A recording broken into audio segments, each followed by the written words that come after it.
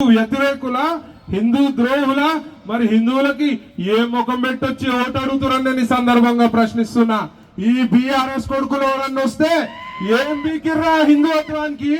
గుళ్ళ భూములు, వేల ఎకరాల గుళ్ళ దేవాలయాలకు సంబంధించిన భూములు ఈ అసదుద్దీన్ ఓవైసీతో కలిపి కబ్జా చేసిన చరిత్ర ఈ బీఆర్ఎస్ నా కొడుకులది.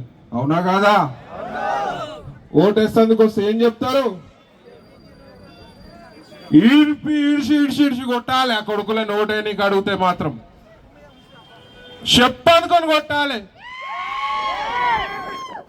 అసదుద్దీన్ అక్బరుద్దీన్ ఓవైసీ అనుచిత వ్యాఖ్యలు చేస్తే వారం రోజులు ఏదో నామమాత్రం కేసులు పెట్టి బయటికి తీసిర్రు. మరి రాజాసింగ్ మాట్లాడితే 77 రోజులు లోపల పీడియాక్ పెడతారు అని అడుగుతున్నా. మరి హిందూ సోదరులు ఆలోచించాలి. ఇవాళ మీ దౌలతాబాద్ లా రాముడి ర్యాలీలా అవమానం జరిగిందా? నేను స్పందించిన, నాకు మీ మహేష్ నేత ఫోన్ చేసి చెప్పిండు, నేను స్పందించిన, వద్దామనుకున్నా, నేను బయట దేశంలోనే రాలేకపోయినా వీడియో పంపించిన. మరి మీ అందరు హిందువులు అప్పుడు ఏ ప్రభుత్వం ఉండే?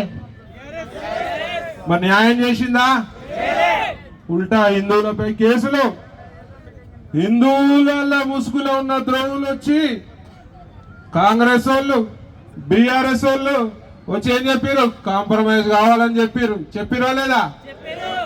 చెప్తే వినలేదు మన వాళ్ళు.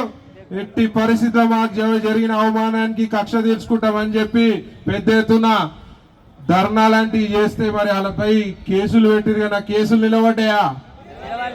ఇవాళ మనలపై ఏమైనా కేసులు అయితే హిందువులపై వాళ్ళే వచ్చి కొట్టి మరి హిందువులను లోపలేస్తే 20 రోజులు 30 రోజులు 40 రోజుల్లో పట్టు బేలియకుండా చేస్తారు. మరి వీళ్ళు హిందూ వ్యతిరేకులా మరి హిందువులు అని అడుగుతున్నా నేను. ఇవాళ నేను ఒకటే చెప్తా, ఈడ ఉన్నోళ్ళు ప్రతి ఒక్కరు మనం మోదీ గారు కోటేయాలి, రగన్న కోటేయాలి. ప్రతి ఒక్కరు మీరేషుడు కాకుండా పక్కోళ్ళకు కూడా చెప్పాలి, హిందువులందరూ చెప్పాలి. మన గుళ్ళు మంచిగా ఉండాలా ఉండొద్దా? హిందుత్వం మంచిగా ఉండాలా ఉండొద్దా? సనాతన ధర్మం బాగుండాలా ఉండొద్దా? గోవు బాగుండాలా ఉండొద్దా? ఇవన్నీ బాగుండాలంటే, మనం బాగుండాలంటే మరి ఏ పార్టీ కోటేయాలి? బీజేపీ పార్టీ కోటేయాలి. ఓడంటాడు బీజేపీకి ఎందుకు కోటేయాలని. యుక్రెయిన్ యుద్ధం అవుతుంది, రష్యా యుక్రెయిన్ యుద్ధం. మన పిల్లలు, భారతీయ పిల్లగాళ్ళు చదువుకొని యుక్రెయిన్లు ఉంటే 4 గంటలు యుద్ధాన్ని ఆపిన మొగోడు మొనగాడు నరేంద్ర మోదీ గారు. ఇది ఒక్కటి సరిపోతుందా లేదా? మరి నీతులు చెప్తారు బీఆర్ఎస్ వాళ్ళు వచ్చి.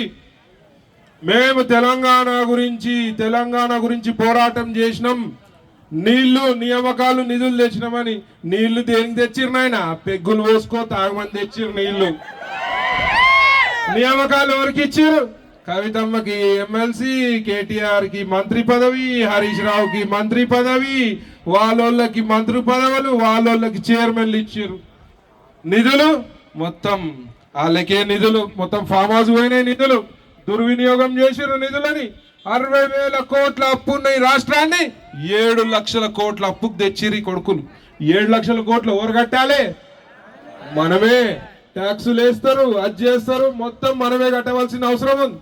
ఇవాళ మేము తెలంగాణ ఉద్యమకారులం అని చెప్తారు కేసీఆర్ గిట. ఇవాళ తెలంగాణ ద్రోహులకి మంత్రి పదవులు ఇచ్చిండు, తెలంగాణ ద్రోహులకి ఎమ్మెల్యే పదవులు ఇచ్చిర్రు.